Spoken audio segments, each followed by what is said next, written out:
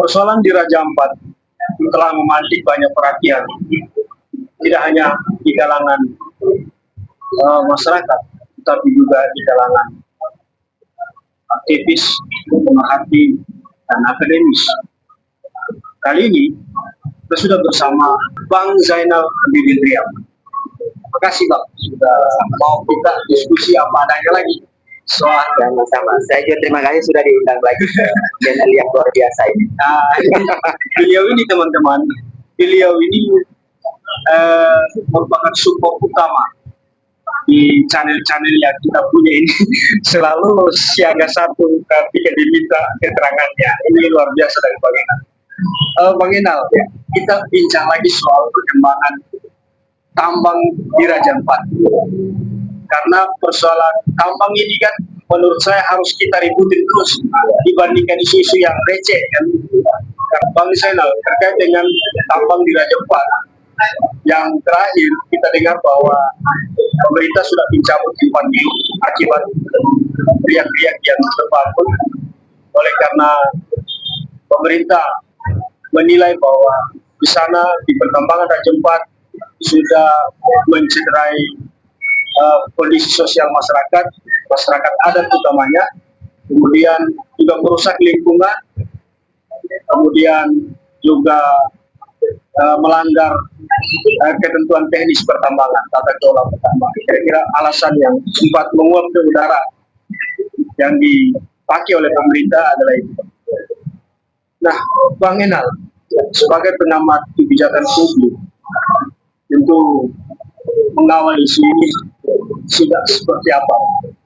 Iya, jadi pertama yang mesti kita pahami bersama dan jadi penekanan buat kita bersama bahwa isu di Raja Ampat ini kan, pertambangan di Raja Ampat ini kan sebenarnya ya boleh kita mengatakan pemerintah terlambat merespon, ya. Kenapa saya katakan terlambat? Karena pemerintah kemudian baru merespon masalah itu ketika muncul desakan dari masyarakat agar supaya aktivitas pertambangan di Raja Ampat itu dihentikan. Alasannya apa? Sebetulnya alasannya karena merusak ekosistem lingkungan yang berada di sana. Padahal Raja Ampat itu kan masuk ke dalam kawasan geopark seperti itu. Mestinya bebas dari aktivitas pertambangan. Nah, bagaimanapun pertama itu pasti mendatangkan kerusakan bagi lingkungan baik dalam jangka pendek maupun dalam jangka panjang. Nah, lalu kemudian ketika ada desakan-desakan itu barulah pemerintah kemudian bertindak seperti itu.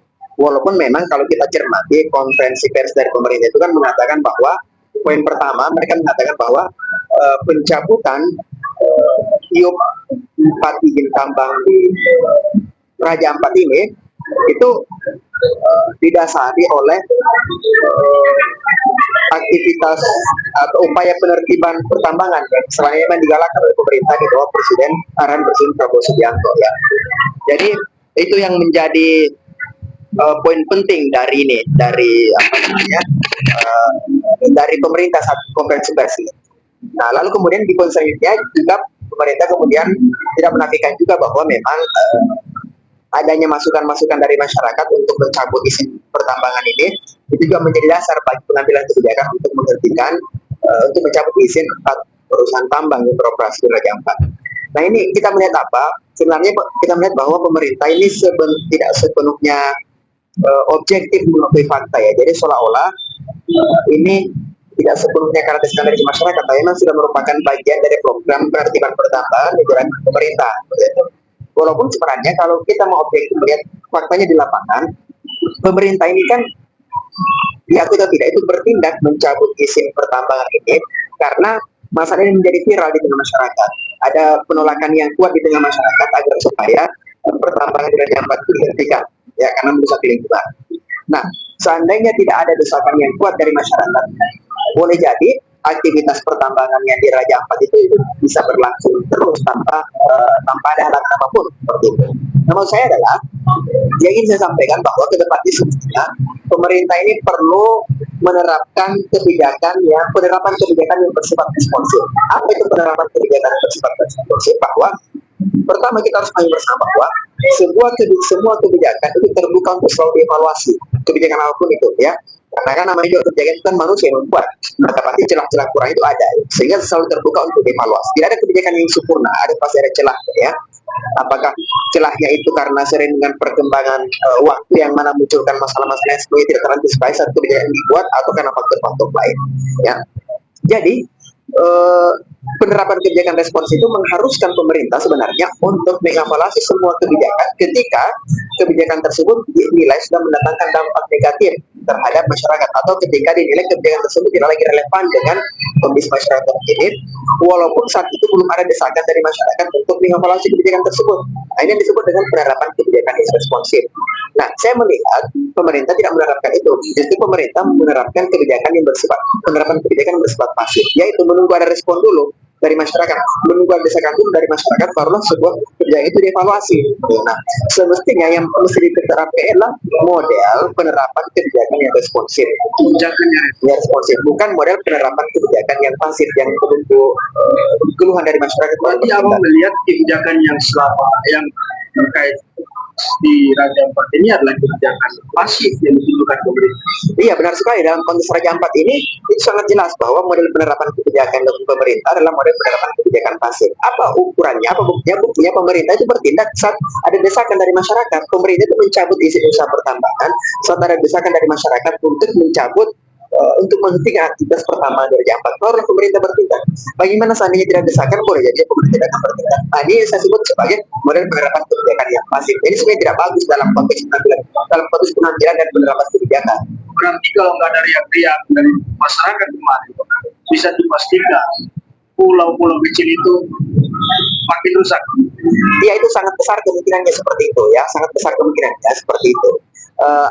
Sangat besar kemungkinan pengolahan pertambangan di Raja Ampat itu, walaupun sudah nyata-nyata mendatangkan kerusakan lingkungan, seandainya masyarakat tidak bersuara, masyarakat sipil tidak bersuara, seandainya pegiat-pegiat lingkungan tidak bersuara dengan suara yang begitu keras, ya, dan desakan yang begitu kuat, ya boleh jadi aktivitas pertambangan di Raja Ampat hari ini itu berlangsung terus. Boleh jadi yang 4 tadi itu tidak dicabut izinnya, 4 perusahaan tambang tadi tidak dicabut izinnya, tapi beroperasi terus sampai sekarang. Dan itu artinya apa? Itu artinya melanjutkan kerusakan lingkungan di Raja Ampat yang semestinya lingkungan itu mesti dijaga. Oke, Bang. Pernyataan terakhir dari, kalau nggak salah, dari Kementerian Energi dan Sumber Daya Mineral, Pak Lin Danja, mengungkap bahwa salah satu penolakan itu kemudian dilihat dari mereka menolak permohonan rencana kerja anggaran RKB PT, salah satu PT KSM misalnya, oleh karena tidak mematuhi prasyarat. Lalu kemudian itu dijadikan sebagai alasan pencabutan IO misalnya. Nah, berarti ada indikasi bahwa sebenarnya pertambangan ada indikasi bahwa berarti kemudian pertambangan di Raja Ampat sebelumnya memiliki RKB. Kalau di RKB 2025 menurut keterangan yang Bapak kembali sendiri itu ditolak. Berarti di 2023-2024 sempat diterima. Ya. Artinya kalau kemudian itu benar terjadi, jelas pemerintah sebenarnya membiarkan atau ikut bermain di dalam pertambangan di pulau-pulau kecil yang sesungguhnya ilegal. Tidak boleh terjadi pertambangan di pulau. Nah, apa melihatnya praktik pembiaran yang sedemikian rupa? Ini bukan satu satu sikap yang baru ditunjukkan pemerintah atau seperti apa? Ya, sebenarnya ya, kalau kita ingin objektif mengakui fakta-fakta atau kenyataan yang ada, bahwa sebenarnya ini kan model-model seperti itu, model-model pembiaran sudah lama berlangsung sebenarnya, ya, sudah lama berlangsung. Apa yang terjadi di Raja Ampat ini merupakan bagian dari bukti dari pembiaran itu, ya. Selama ini sebelum ada desakan dari masyarakat itu kan dibiarkan saja, tidak adanya tindakan pemerintah untuk menghentikan untuk mencabut izin usaha pertambangan 4 perusahaan tadi itu proses pembiaran. Pemerintah bertindak ketika sudah ada desakan dari masyarakat, tapi sebelum ada desakan dari masyarakat, tapi mereka membiarkan saja.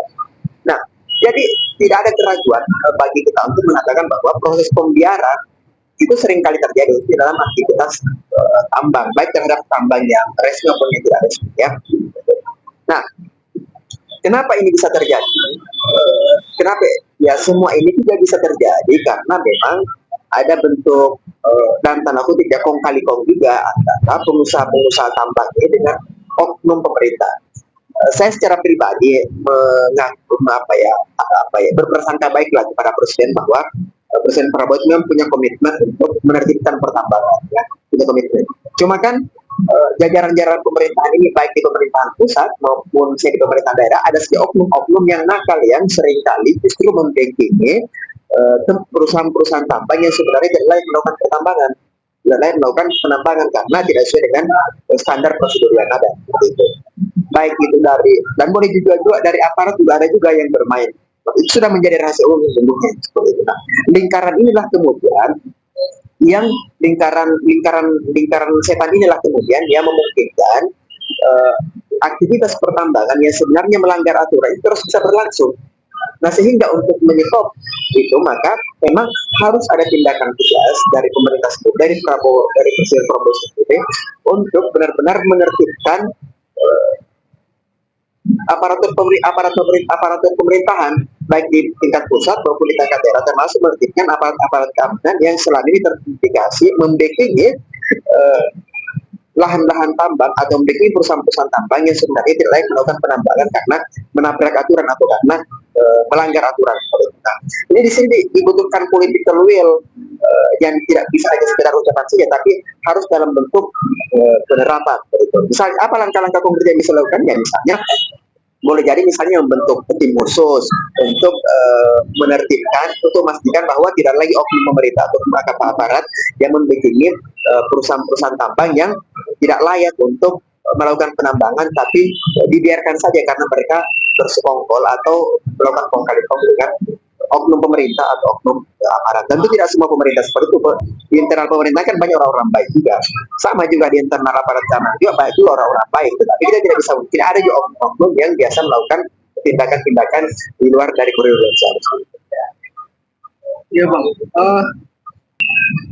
nampaknya pasca diputuskan oleh pemerintah melalui presiden tentunya, diputuskan pemerintah, putusan presiden terkait pencabutan.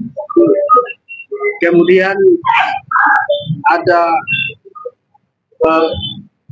pihak aparat kepolisian sendiri atau aparat penegak hukum nampaknya tidak menjadikan keputusan presiden sebagai tolak ukur untuk bagaimana menghajar penambang-penambang yang telah merusak Gajah.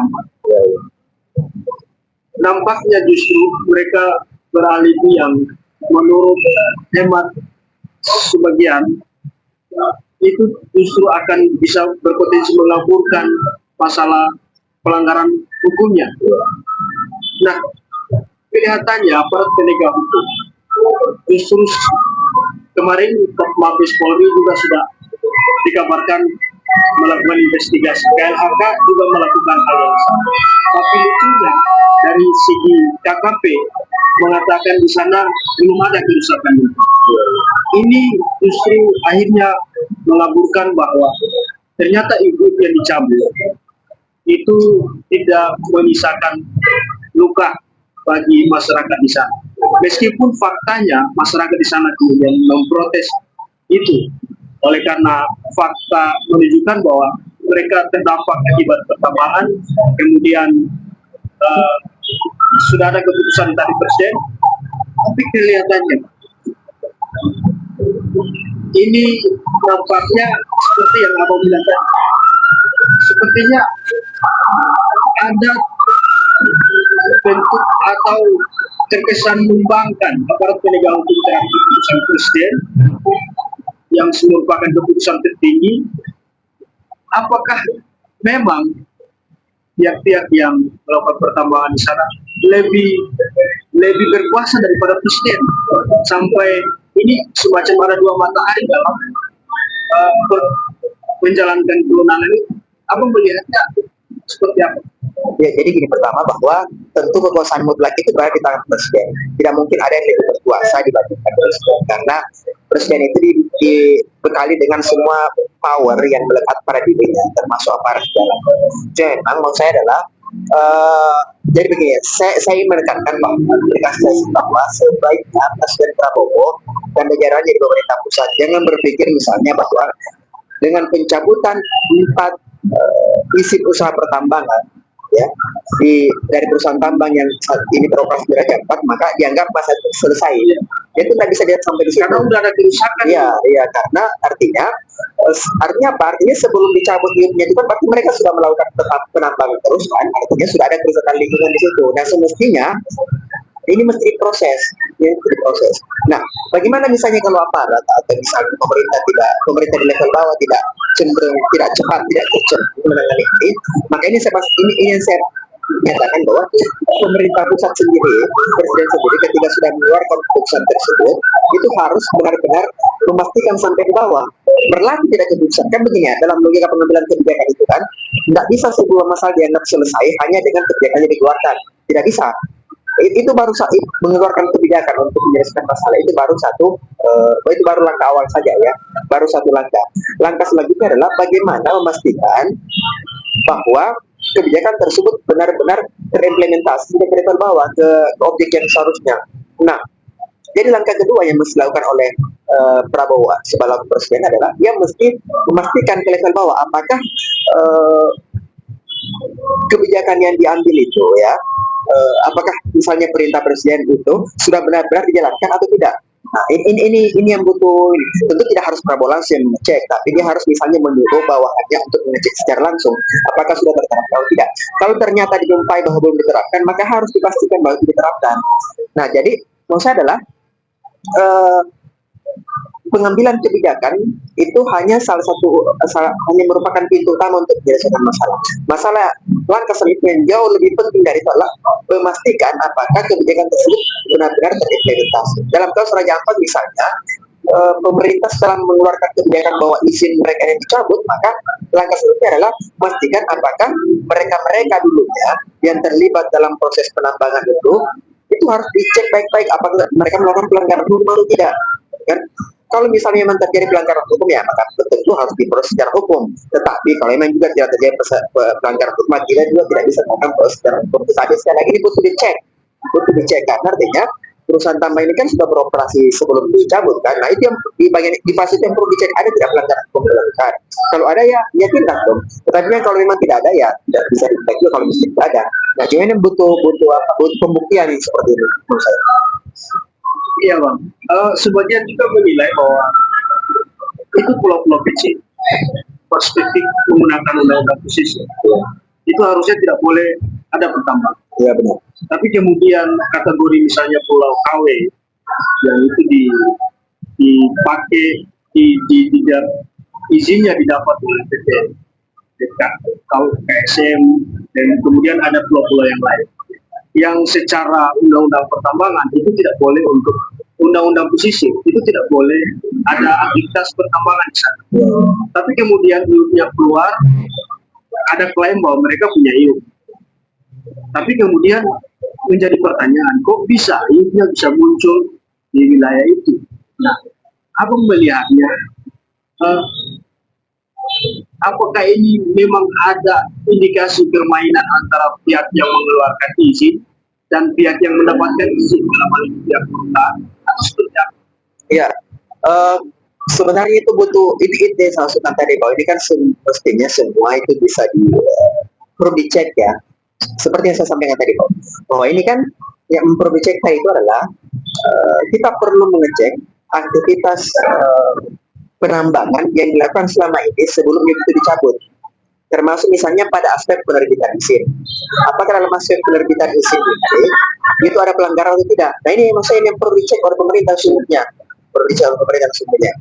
Atau misalnya setelah terjadinya izin dikeluarkan, langkah selanjutnya misalnya ketika penambangan dilakukan, ada tidak suatu tindakan-tindakan yang melanggar hukum yang dilakukan. Nah, cuma ini kan kita nggak bisa sepenuhnya berasumsi. Menurut saya ini adalah ini yang perlu dicek oleh pemerintah, apakah bagaimana misalnya ini, kenapa bisa keluar izinnya sementara lokasi pertamanya di Raja Ampat ya, semestinya itu merupakan wilayah konservasi yang dilindungi. Kenapa bisa keluar? Siapa siapa yang bermain ini sehingga bisa keluar? Nah, ini semua yang semestinya mesti dibongkar. Iya bang. Jangan misalnya dihentikan begitu saja, kalau dianggap masalahnya masalahnya selesai. Nah, Padahal kan begini bang, itu kan keputusan presiden sudah menganggap bahwa itu pertambangan ilegal. Yang pertama tadi soal karena di sana ada apa? Di sana ada kawasan geopark kan. Kemudian itu pulau-pulau kecil. Meskipun nanti ranah pengadilan kita belum miliki. Nah itulah tugasnya aparat penegak hukum kira-kira. Ini publik ini bingung jadinya. Kok kalau kemudian itu sudah dilabeli oleh melanggar aturan oleh presiden sedang itu, lalu kemudian tidak ada tindakan hukum yang kuat yang memberikan efek jerah bagi pelaku usaha. Ini bagaimana?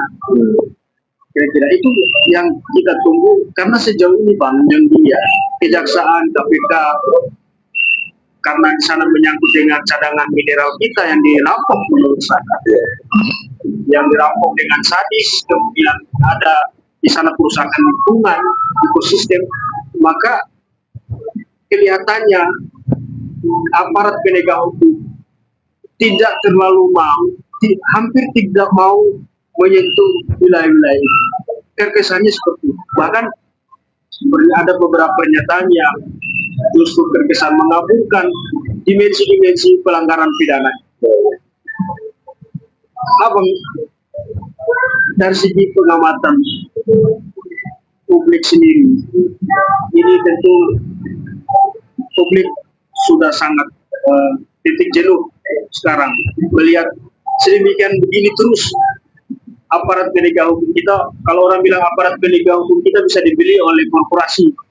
Nah, ini apakah modelnya itu juga akan terlihat menurut Abang di dalam kasus di Raja Ampat ini? Iya, sebenarnya semua kemungkinan itu biasa saja, termasuk misalnya ada persepsi bahwa aparat hukum itu telah dibeli oleh korporasi. Karena begini saya, asumsi seperti itu atau munculnya persepsi seperti itu dengan masyarakat tidak muncul begitu saja. Tapi itu muncul dari rangkaian kejadian yang mana masyarakat sendiri melihat bahwa misalnya banyak aktivitas yang sebenarnya terlarang secara hukum, tapi justru didekati oleh aparat, oleh oknum aparat seperti itu. Dan itu banyak terjadi. Nah, kejadian-kejadian seperti ini kemudian yang memunculkan suatu persepsi di tengah masyarakat bahwa jangan jatuh bahwa aparat ini oknum aparat juga ternyata sudah dibeli oleh korporasi gitu. Nah, ini udah semacam kayak ini sudah menjadi makanan hari-hari publik.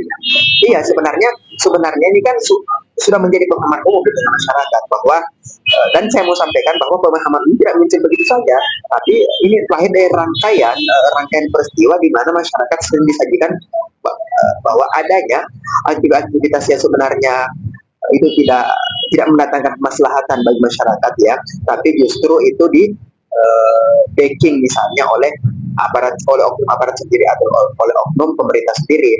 Nah, inilah kemudian yang menjadikan terjadinya distrust atau tingkat ketidakpercayaan terhadap aparat dan pemerintah menjadi menguat di tengah masyarakat, karena mereka berpersepsi bahwa ternyata banyak juga hal-hal yang sebenarnya itu melanggar hukum tapi justru bisa beroperasi terus karena ada aparat yang backing, ada oknum aparat yang backing atau ada oknum pemerintahan yang kemudian backing.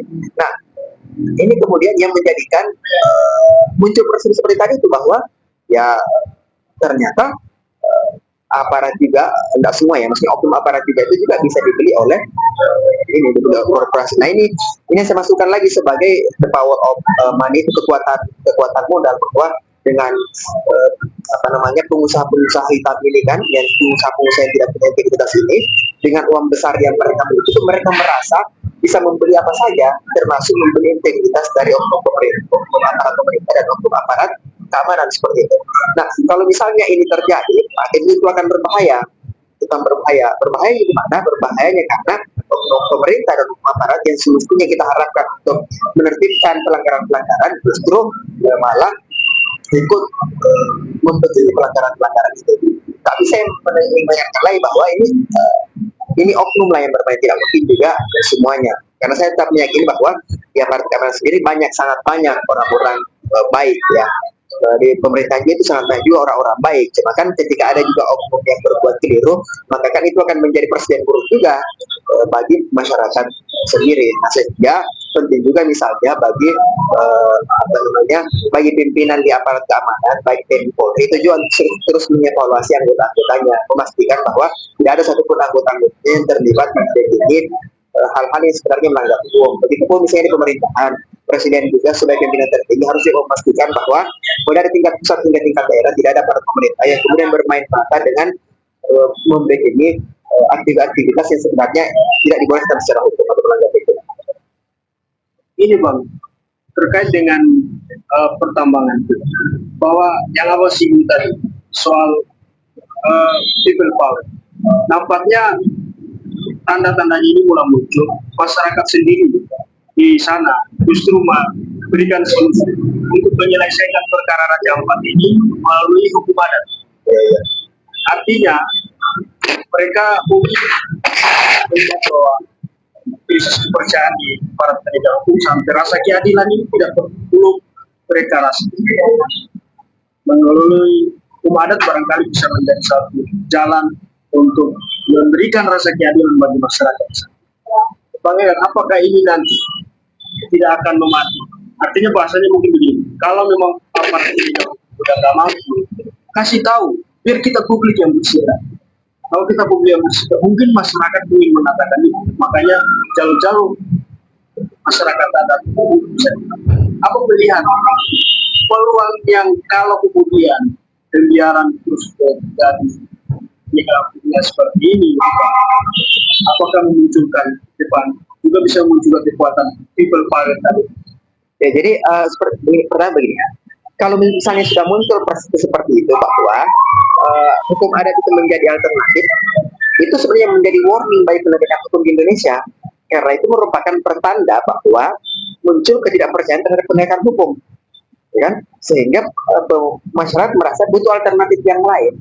Salah satunya adalah hukum adat, karena hukum nasional ini ya yang berlaku secara nasional itu dianggap tidak bisa menyelesaikan persoalan ini, maka mereka merasa bahwa kita harus cari alternatif lain. Apa itu alternatifnya? Alternatifnya adalah hukum adat. Ini menjadi peringatan sebenarnya bagi pemerintah ketika masyarakat sudah mulai tidak percaya dengan proses penegakan hukum. Nah, itu masalah serius. Masalah seriusnya di mana?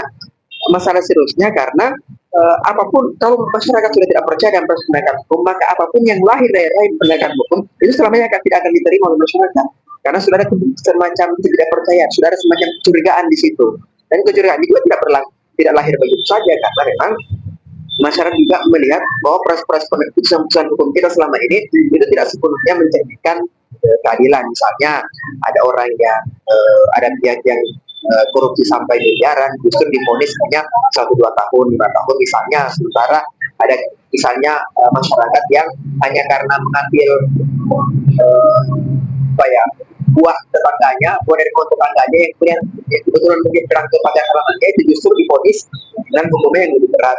Misalnya mencoba dipelasari justru dihukum dengan vonis-vonis yang lebih berat dibandingkan dengan koruptor kelas kakap tadi. Nah, situasi seperti ini yang melahirkan ketidakpercayaan sesungguhnya. Akhirnya kemudian masyarakat merasa bahwa susah ini kita berharap kepada sistem hukum kalau berani seperti ini. Nah, ini warning bagi masyarakat. Justru pemerintah sendiri khususnya yang bergerak pada bidang penegakan hukum itu justru perlu melakukan evaluasi serius. Mereka perlu memastikan bahwa hukum ini benar-benar bekerja. Ya, bekerja bagi siapa? Bukan hanya bekerja bagi yang lemah, tapi juga bekerja bagi orang-orang yang dianggap kuat. Bahwa hukum ini harus benar-benar mendatangkan keadilan bagi semua, bukan hanya bagi yang kuat, bukan hanya bagi yang bermodal, tapi juga harus mendatangkan keadilan kepada mereka yang tidak bermodal. Kalau misalnya tidak ada evaluasi serius dalam konteks penegakan hukum, maka dari waktu ke waktu distrasinya atau ketidakpercayaan masyarakat terhadap proses penegakan hukum itu akan semakin membesar dan akan meledak suatu waktu. Ketika itu sudah meledak, maka konsekuensinya adalah semua putusan yang lahir dari proses hukum itu juga akan dicurigai oleh masyarakat. Nah, kalau itu sudah terjadi, maka kemudian masyarakat akan mencari alternatif lain. Alternatifnya hukum adat misalnya, atau model-model penyelesaian yang lain. Nah, kalau misalnya semua orang semua orang ingin berhukum menurut versi masing-masing, kan bisa terjadi kekacauan dalam konteks Indonesia ini. Nah, untuk menghindari itu maka pemerintah harus benar-benar mengevaluasi sistem penegakan hukum kita. Yang sana misalnya kita merasa bahwa sudah baik sistem penegakan hukum kita, tapi bukan seperti yang tadi dari sama masyarakat, justru sebaliknya bahwa sistem penegakan hukum kita justru dalam kondisi yang tidak baik. Oke, bagaimana? Menarik sekali bagaimana. Dari segi pegawai kebijakan publik, beliau banyak bicara soal itu, ya karena itu tugas beliau. Kira-kira seperti itu. Kira-kira Bang Inal, Ya. nanti kita lanjut lagi Oke, perkembangan berikutnya. Kasih dulu pesan-pesan buat publik soal, karena di sana lagi genting. Kita juga sekarang masyarakat di Indonesia menunggu langkah konkret yang dilakukan oleh aparat. Mudah-mudahan kasus Raja Ampat ini tidak ada keadilan lah buat kita semua, terutama buat masyarakat. Abang, memberikan Ya oke, ini ya mungkin sebagai closing statement ya. Jadi pertama kita mengatakan bersama bahwa kasus Raja Ampat ini sebenarnya ibarat gunung ya. Jadi ini yang kelihatan ini hanya puncaknya saja. Di bawah itu masih banyak yang belum terlihat ya. Maksudnya adalah apa yang terjadi di Raja Ampat ini sesungguhnya juga terjadi pada berbagai wilayah lain di Indonesia, di mana banyak daerah-daerah yang semestinya tidak boleh ditempati menambang, tapi justru saat ini ditempati menambang. Seperti itu. Nah, semestinya ini menjadi peringatan awal, bukan lagi peringatan, tapi peringatan yang kesekian kalinya bagi pemerintah untuk benar-benar menertibkan semua daerah-daerah yang hari ini menjadi tempat penambangan, tapi semestinya itu tidak boleh menjadi tempat penambangan. Seperti itu. Jadi, anggaplah Raja Ampat ini menjadi stimulus bagi pemerintah untuk benar-benar menertibkan semua tempat-tempat di wilayah Indonesia yang hari ini ditempati menambang, yang sebenarnya itu bukan lokasi pertambangan dan tidak digunakan untuk menambang. Itu satu. Yang kedua adalah kita harus sebagai bagian dari masyarakat sipil atau civil society, kita harus memaknai bersama bahwa keputusan pemerintah mencabut 4 izin usaha pertambangan dari perusahaan tadi itu bukan berarti perkara ini sudah selesai ya. Tetapi yang mesti kita lakukan adalah dalam proses penerapannya, bagaimana dalam proses penerapan kebijakan ini ya, apakah jangan sampai misalnya ke depan ini kan sifatnya pencabutan izin. Jangan sampai misalnya ke depan ketika masyarakat kita sudah mulai lupa dengan masalah ini, tiba-tiba izinnya itu diaktifkan lagi misalnya kan, karena pemerintah memiliki kekuatan untuk itu misalnya. Jadi kita harus terus mengawal masalah ini dan memastikan bahwa Raja Ampat ini benar-benar tuntas. Bahkan kalau bisa sebaiknya memang di Raja Ampat itu jangan dilakukan penguculan. Ini kan masih ada sebenarnya satu pertambangan yang diberikan keluasan untuk bekerja ya. Nah, kalau misalnya kita cek baik-baik juga, satu perusahaan tambang ini ternyata terafiliasi dengan BUMN, kan? Semestinya itu dicabut juga. Jangan misalnya tidak dicabut dengan dalih bahwa belum ada kerusakan lingkungan. Ya, memang kerusakan lingkungan itu tidak langsung dirasakan dampaknya, ya, tapi akan terasa dampaknya dalam waktu yang akan lama. Ya, pasti pertama itu pasti ada dampak lingkungannya, tidak mungkin tidak. Dan yang kedua juga dalam aspek dalam konteks penegakan hukum yang berkeadilan, ya. Jadi yang ditindak jangan hanya perusahaan-perusahaan swasta, tetapi perusahaan BUMN juga. Kalau memang terbukti perusahaan-perusahaan di bawah naungan BUMN juga, kalau memang terbukti melakukan pelanggaran, yang harus ditindak juga. Saya pikir itu yang sampai di konteks itu.